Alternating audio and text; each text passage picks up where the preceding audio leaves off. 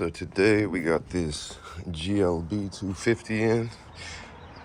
Just gonna be doing a quick service B on it. Just easy maintenance and then check up of a couple other things and make sure everything's running good. But it's a nice daily. Nice and comfortable. Take a look at the engine, little 250 thing. The baby turbo right there. So yeah, let's get to work. So this is what we got. Engine oil, just the Mobile One. It's always recommended, the 0W40, so we got that. And then right here is the air filter and then the oil filter. So if you need the part numbers for those, they're right there.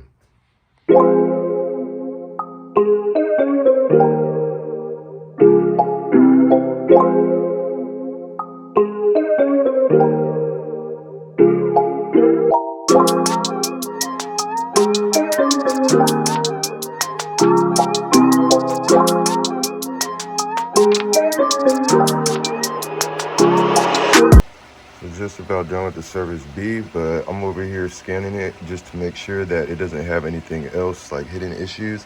As you can see, everything here is all checked off, check mark, good, good, good, good. So this car is good and healthy.